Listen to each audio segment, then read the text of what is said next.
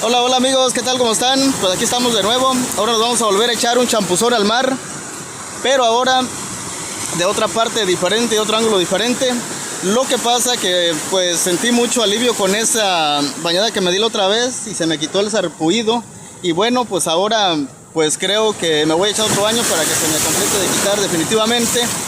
Y esta es la panorámica del mar donde me voy a aventar ahorita a echar un gran champuzón. Va a ser algo divertido. Bueno, y aquí vamos y nos vamos a aventar.